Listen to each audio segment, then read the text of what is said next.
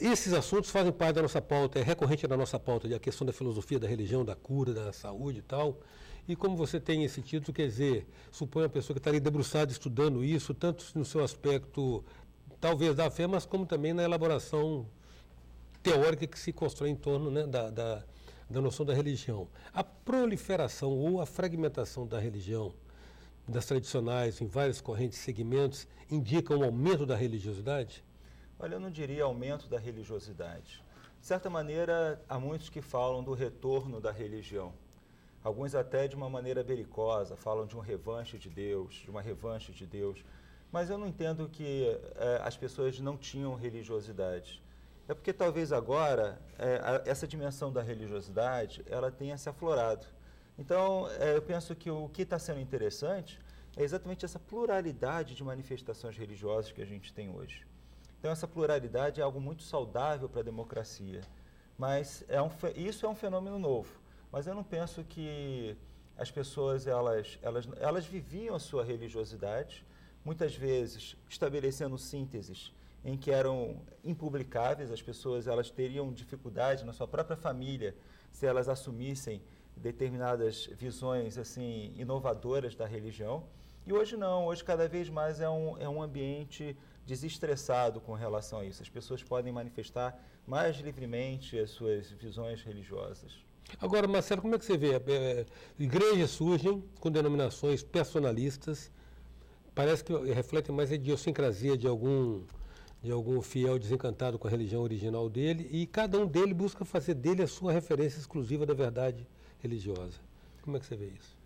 Olha, essa dimensão idiosincrática de cada um poder elaborar a sua própria síntese espiritual, então, de repente, um jovem universitário, ele gosta de praticar meditação, ao mesmo tempo, ele acha interessante a tradição cristã, nos seus valores de acolhimento do outro, de repente acredita em reencarnação e gosta de escutar uma música de Nova Era ou de monges beneditinos. Esse elemento é um elemento democrático. Eu acho que isso aí é algo muito importante. O grande problema que eu acho que a gente tem que ver seria uma dimensão individualista em que as pessoas, de certa maneira, não procurem compartilhar essa vivência espiritual. Então, acho que um elemento importante para a vivência da sua própria espiritualidade é você poder falar, partilhar e, de alguma maneira, estabelecer vínculos com outras pessoas em que essa dimensão da espiritualidade não seja um motivo de divisão, mas um motivo de congraçamento, de celebração. Então, essa dimensão da individualidade, ela é importante. Agora, se essa individualidade ela se torna um isolamento social, dessa forma já se torna algo que não seria muito interessante e saudável para a própria pessoa. É importante a pessoa poder partilhar uma dimensão tão importante dela, que é essa dimensão da espiritualidade. Agora, você está divertindo aí para um comportamento social potencialmente perigoso, das pessoas realmente só compartilharem e conviverem com aqueles com os quais eles comungam a mesma afinidade religiosa, né? E normalmente às vezes pensam que aquela é a única verdade. Aí cria o isolamento, né? Cria uma exclusão, né? Seria uma espécie de espírito de gueto. Então, de certa maneira, as pessoas se isolam, esse grupo, ele se coloca mais puro do que os demais, e os outros são heréticos, idólatras, são infiéis, e a gente sabe que essa postura, ela é uma postura que dificulta muito para que a gente possa construir uma sociedade plural. Então, principalmente quando você tem a palavrinha verdade, quer dizer, a minha interpretação do que seja uma revelação sobrenatural de Deus, não é uma interpretação, mas é a verdade. Todos aqueles que pensam de uma maneira diferente, elas têm de ser sutil, porque se você tem uma postura fundamentalista, ou o fanatismo, ou a intolerância, tudo isso se resume no silenciamento de quem pensa diferente. Então, é importante que as pessoas se expressem, falem, mesmo se você participa de uma mesma igreja, uma mesma comunidade religiosa. Quer dizer, cada pessoa ela vai elaborando sua própria síntese. Se a gente for ver, por exemplo, a Igreja Católica Romana, ela é plural, tem várias espiritualidades, espiritualidade franciscana, beneditina, dominicana, jesuíta, Então, as pessoas se encontrarem, tem, por exemplo, a teologia da libertação, renovação carismática católica. Então, as pessoas, elas, nessa complexidade, elas vão se encontrando. E mesmo nesses grupos, cada um também tem a sua maneira própria de elaborar a sua fé. Então, as pessoas se colocarem, não é uma perda para a coletividade, é um ganho para a coletividade. A questão, na verdade, é que a medida da religião está na alteridade, né? Porque, por exemplo, você se recolher asceticamente no alto da montanha ou numa gruta, onde você não tem o outro para perturbar a sua vida, é mole, né? Não é? Olha, eu não tenho nada contra uma espiritualidade monástica, por exemplo, sabe? Eu acho que tem uma expressão em latim chamada fuga mundi, que era a fuga do mundo para se encontrar só com Deus. Às vezes, a gente tem que entender que essas pessoas, às vezes, elas viviam na sociedade e uma forma de elas serem contra essa sociedade foi exatamente elas saírem para questionar de fora. Então, a vida monástica, ela tem o seu sentido.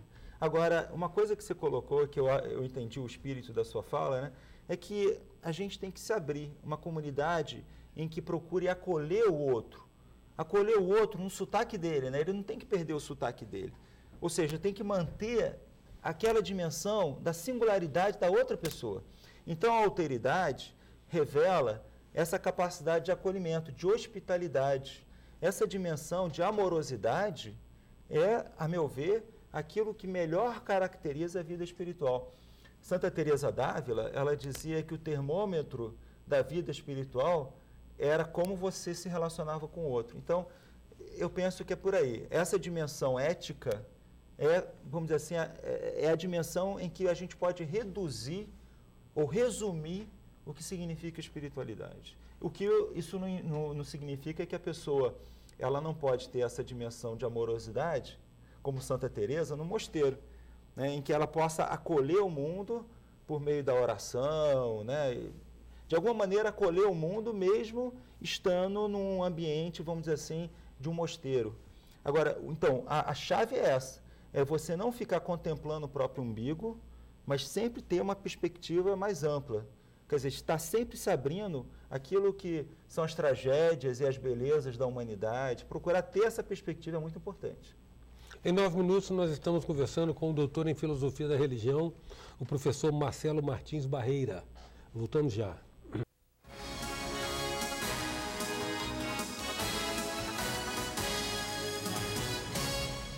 Voltamos com 9 minutos, que traz hoje o doutor em Filosofia da Religião, Marcelo Martins Barreira. Marcelo, você mencionou, passando no bloco anterior, a questão do fundamentalismo.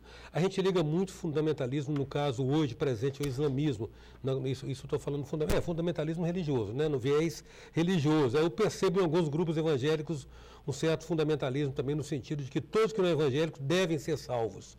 Mas quando a gente fala em fundamentalismo, ou seja, uma atitude bastante radical em relação a um dogma religioso, eu já fiquei me perguntando se alguns fundamentalismos na nossa fé cristã não seria extremamente ótimos. Por exemplo, você imagina se a gente fosse levado, se a gente levasse com o espírito fundamentalista assertivo de amar a Deus sobre todas as coisas e o próximo como a si mesmo. Olha, ou qualquer um dos 10 mandamentos. Muito bom, muito bom. Olha, Eustáquio, interessante. Você está certíssimo. Se, vamos dizer assim, a gente não tiver uma dimensão absoluta, a gente tem que... Tudo seria possível, né? Então, quer dizer, é importante a gente ter um eixo. Tem algo que não há como a gente relativizar. Não há como a gente esvaziar o seu sentido, que é a dimensão do amor. Então, isso é um absoluto. O amor, eu acho que é a palavra-chave para que a gente possa dizer qual é o limite do fundamentalismo saudável e do fundamentalismo que não é saudável.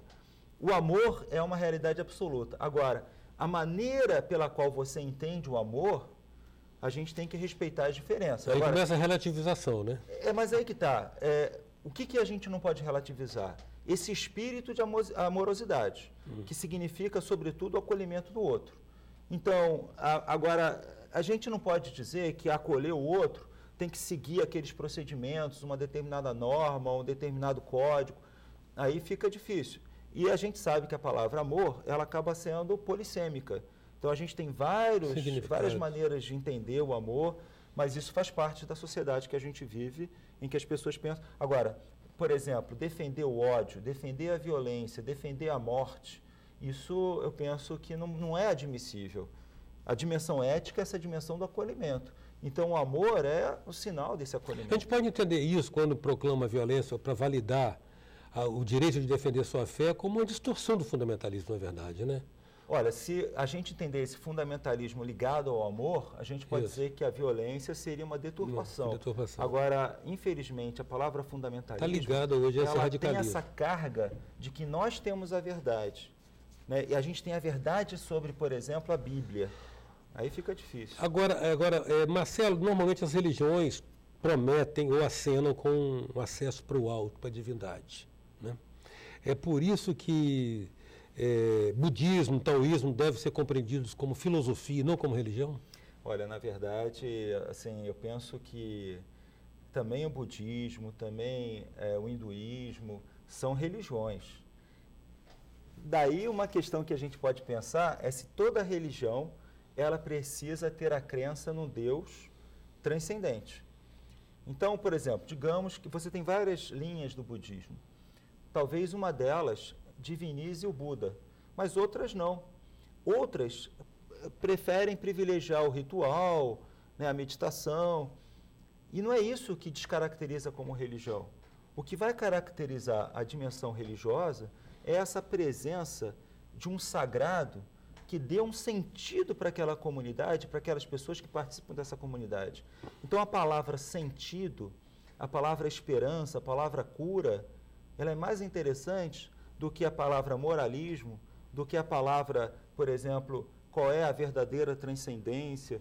Então, se há essa dimensão da amorosidade, do acolhimento, de um sentido para a vida, de uma esperança, de uma cura diante das enfermidades que as pessoas vivenciam também psicologicamente. Então, isso que é importante. E o budismo, ele é religião em pleno sentido. Por isso que quando até estou trazendo uma outra questão aqui, a questão do ensino religioso, que é uma grande polêmica, a gente não pode nem mesmo colocar Deus como um ponto, vamos dizer assim, consensual. Não é consensual, porque os ateus, os budistas, eles pagam impostos e eles, numa rede pública de educação, eles têm de ser contemplados na sua vivência espiritual, que não é uma vivência marcada pelo teísmo. Aliás, você mencionou uma coisa aí, com todo respeito, é apenas sua jocoso, mas não. Antigamente eram os gays, agora são os ateus que estão saindo do armário, né? Perfeito, perfeito. Essa dimensão do ateísmo é uma dimensão... Está sendo assumida. É uma dimensão importante, porque há um grande preconceito contra os ateus. Vamos lembrar na entrevista que o Fernando Henrique deu ao Boris Casoy em 89 para a Folha de São Paulo. Ele estava, né, primeiro colocado nos índices de pesquisa, e quando ele se assumiu como ateu, que ele não faz mais isso, não vai mais voltar a praticar um equívoco político como esse, mas ele perdeu, vamos dizer assim, popularidade. Então, há um preconceito muito grande, o que também não significa que os ateus eles devem alimentar uma postura belicosa contra a religião. Ou intolerância. Há também uma intolerância dizendo que todo mundo que é da religião sofre de um déficit intelectual, né? É verdade. Também não ajuda, né? Normalmente eles se contagiam até um pouco por certo marxismo, aquela coisa do ópio do povo, blá, blá, blá. Mas deixa eu te fazer uma pergunta aqui, para você que é estudioso, entendo como inteiramente pertinente. Os sucessivos concílios realizados desde o primeiro foi o concílio de Nicéia, em 325. 325. O primeiro. Foi logo quando Constantino institucionaliza o cristianismo como religião do Império, né? Então, desde lá, esses sucessivos concílios deixaram para os espíritos mais críticos a Bíblia sob suspeita. Ou seja, o conjunto de livros que teria sido escrito, conforme a gente aprende desde menino, por homens santos inspirados por Deus, foi mexido por homens que não eram tão santos assim. Como lidar com a Bíblia nessa perspectiva? Interessante a sua pergunta, né? A gente tem de entender o seguinte: quando Constantino, quando os imperadores romanos, eles convocam os concílios chamados ecumênicos, porque reuniria todos os bispos de todos os locais, o que acontecia naquela época? Uma situação de fragilidade cultural do Império Romano. Então, na pretensão do imperador de dar uma unidade cultural e uma unidade política, o que ele fez? Ele convocou para estabelecer uma dogmática que permitisse, vamos dizer assim, uma espécie de padronização de mentalidade. Agora, nesse processo, vencia quem tinha maioria. E muitas vezes havia também até emboscadas para os bispos chegarem no concílio. Então, esse processo é um processo interessante, porque o que a gente entende por cristianismo acabou sendo esse discurso oficial, institucionalizado romanismo, e né? jurídico do cristianismo, que foi sendo estabelecido pelos chamados concílios ecumênicos, marcado também pela filosofia grega, uma filosofia muito rígida na sua maneira de pensar, toda a tradição que tecnicamente a gente chama de metafísica, que é uma maneira abstrata e dedutiva, especulativa de pensar. No qual beberam São Tomás de Aquino e Santo Agostinho. Exatamente. Mas o que é interessante é que esse processo é sempre ambíguo, né? Então, por exemplo, Agostinho e Tomás de Aquino, eles, vamos dizer assim, também foram marcados por essa herança bíblica de amorosidade, histórico-existencial. Então, ao mesmo tempo que tinha essa dimensão, vamos dizer assim, semítica, uma dimensão histórico-existencial, tinha também essa dimensão jurídica, a dimensão mais especulativa. Essa ambiguidade, ela faz parte do cristianismo. Então, o acesso àquilo que seria, vamos dizer assim, a fonte da revelação, numa tradição judaico-cristã, ou seja, a Sagrada Escritura, você não vai ter acesso independentemente dessa história ambígua. Fica muito difícil a gente ter um acesso puro, exclusivista, totalmente objetivo. A gente vai ter acesso... A contingência humana. Você quer dizer da contingência humana. Dentro dessa historicidade, dentro desses processos de avanço e recuo. Esse é o processo. E a dimensão comunitária, ela é importante por isso. No fundo, o que vai testificar tudo isso é você perceber que você participando daquela comunidade, vamos dizer assim, de tradição judaico-cristã, isso dá sentido para a sua vida.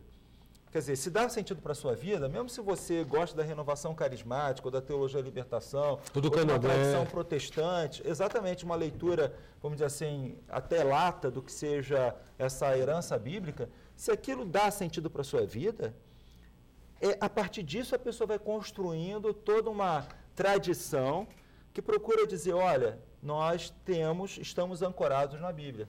E na democracia a gente... Assim, é importante, eu não estou aqui como teólogo, eu estou aqui como alguém que deve pensar essa dimensão religiosa a serviço da coletividade. Uma coletividade hoje que é marcada pela sociedade democrática. Então a gente tem que perceber que a própria democracia, ela é herdeira dessa tradição de inclusão do outro totalmente outro, né? Do outro criança, o outro idoso, o outro mulher, o outro negro, o outro indígena. Então, essa inclusão, ela é também inclusão das outras maneiras de pensar da religião, né? Isso é muito importante. Marcelo, esse é assunto para 90 minutos, não para 9 minutos. É verdade. Agradeço muito mesmo a sua disponibilidade de vir aqui conversar conosco. Grato. Obrigado. Quero agradecer aqui o convite, viu? A gente está sempre disponível. Muito obrigado. Em 9 minutos, a presença do doutor em Filosofia da Religião, Marcelo Martins Barreira. Até já. Sou passageiro do tempo, tentando entender, erro e acerto os caminhos, aprender